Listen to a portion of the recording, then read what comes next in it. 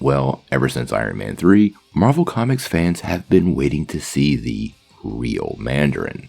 Once we found out the Mandarin was going to be the primary villain of Shang-Chi and the Legend of the Ten Rings, we all were pretty sure that was finally coming to the big screen. But now one of the movie's writers has explained why we might want to temper our expectations. Let's take a couple minutes to talk about the quote and the real Mandarin coming up in the next Marvel feature. Now before we dive in, make sure you hit that like and subscribe and ring the bell for all the updates. Also, don't forget about the big giveaway. We got a PlayStation 5 to give away at 25,000 subscribers. All you have to do to get in on the giveaway is be a subscriber and leave a comment.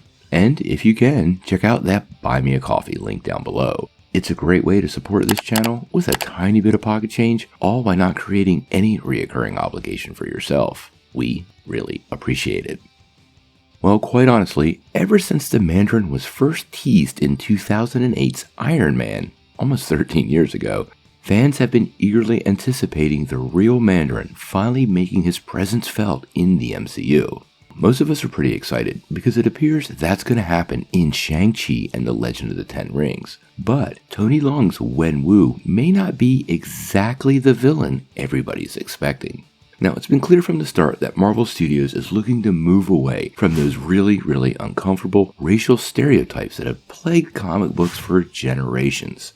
And it sounds like the quote real Mandarin, as opposed to who we met in Iron Man 3, doesn't even use that title in the film. Now recently, film co-writer David Callahan talked to Empire Online, and he had some pretty interesting things to say. He said, "Our version of the character is not the Mandarin in the way people are expecting him to be. The Mandarin is a title that has been applied to him in the past by people that didn't understand his culture.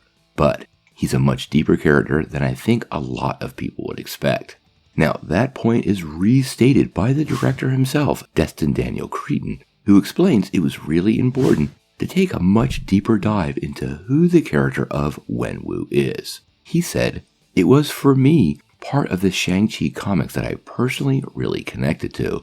It was really important for us to find the root of that anger and that pain. That was the goal from the get-go. And probably the number one fear of all of us creating a Mandarin that would further contribute to the, quote, yellow peril type stereotype that are still flying around. I'm not going to lie, I'm a fan of the comics and I tend to be a traditionalist, but there are some traditions that are pretty downright embarrassing. And as he mentions the yellow peril, that absolutely is one of them. Given some of the recent societal violence, I'm really glad to see they took the time to make sure this character was presented in a way that made sense, that could connect to fans, but didn't feed any of this nonsense that many of us are having to live with.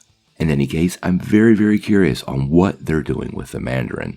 He clearly has 10 rings, there's some magic going on, and there is a ton of martial arts. So we are clearly getting all the pieces of that character brought to life on the big screen. What do you guys think? How do you feel about some creative liberties being taken to bring the Mandarin to life as Wenwu? And do you think the character, even as a villain, will be redeemed by the end of the movie?